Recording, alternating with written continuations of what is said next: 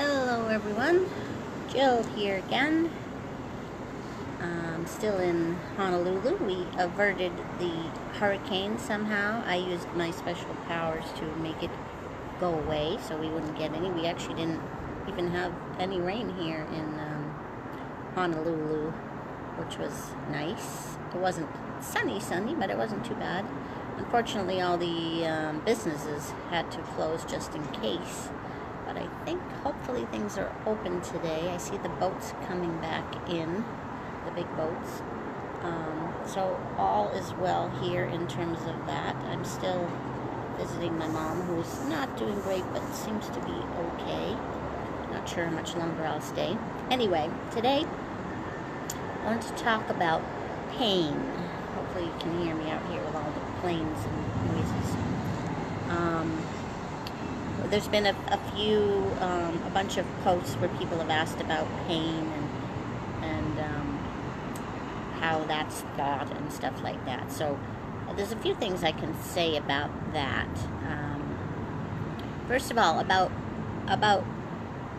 pain coming from thought. See, people get confused by that. It's if anyone says anything like that, they're not saying it's all in your mind, like that you're just imagining the pain.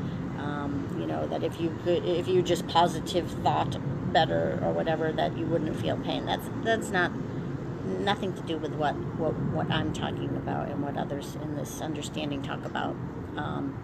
It's not all in your mind. When you feel pain, and it's real. It's just the way we feel anything in our body. It comes to us from thought, mind, and consciousness. Actually, it's just how we experience things. It's a bad word for it to call it thought because it's confusing to people. So if thought doesn't sound right, it's not like thinking. It's not because you think about your pain you feel it. That's not it at all. It's just thought is the vehicle. It's just how everything comes to us. You could just call it senses or awareness or whatever. So there's that part of it. So you don't have to get hung up on, that you're thinking about it and that's what's causing pain. And that's not it at all. But the other piece of this that I want to talk about with pain is there's a reason why we have pain, I think, in evolutionary terms, and it's obviously to keep us safe. If you touch a hot stove, you're going to feel pain, so that if you didn't feel pain, right, you'd burn your hand. You just put your hand on the stove and be like, whatever, until you start smelling your delicious fingers cooking, and you'd be like, what happened there, right? If we didn't feel pain, so that would be bad. That would be very bad. So that's why we feel pain. So it's to protect us, so we don't do things that hurt us. But also, as human beings, we have all kinds of aches and pains naturally all the time. When we exercise, right, it's building muscle. There's the old no pain, no gain.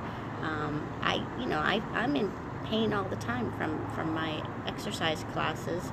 I don't think anything of it. It's just what happens when you exercise, and sometimes when we get older, we just get aches and pains in general. If I sit too long in one position, I might feel some pain. There's all kinds of reasons. If I eat too much, I might feel some pain, and it might be a signal like not to eat too much, but it's still not dangerous. So the thing to be aware of, first of all, if we feel pain, it's important to know if it's a dangerous situation or not, because that is what it's supposed to be telling us.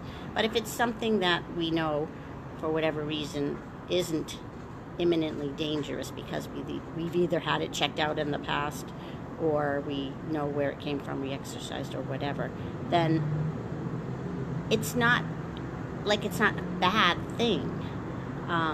And it's interesting because I was talking to my sister, who I'm staying with here in Honolulu, the other day, and she's had some issues with anxiety through her life, And she said one thing, she doesn't really, she gets the three principles as much as from what I've told her. She's not involved in this, but she said that, maybe 20 years ago or something, when she suddenly had her own insight that it was okay to have pain, just, like, that somehow she stopped being anxious over it, because she apparently, would feel little aches and pains in her bodies, and then, have all those second, third, fourth, fifth thoughts about them, and get the whole anxiety thing, like many in our group talk about.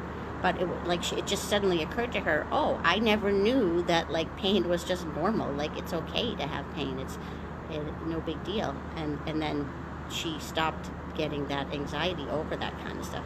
And I thought about that, and I had never thought about that, because, I guess for me, for whatever reason, I always just felt that way. I never really think much about the fact that I have pains. I have pains, and so I have pains. Like, it's no big deal. And so they're not the pain. If I do happen to be in some pain, and maybe I have a stomach ache or something, like, I don't think about it. It's not really in my consciousness. It's there. I can feel it, but it's no big deal most of the time. If it becomes a big deal, then that's when I know it's something that I need to check out. But I think when we are able to somehow thinking that pain is wrong, I guess is how I want to say it, somehow thinking that pain is wrong and shouldn't be there, is where that's the suffering part. It's the second thoughts again, but it's about pain instead of about anxiety or something. It's thinking that we shouldn't have pain for some reason, like we should always just be pain free. That's the cause of the suffering. So I don't know, just another way you might think about this for you, if that's something that's a problem for you. Pain is pain. It's just part of your body. It's how we work. No biggie. Catch you next time. Bye.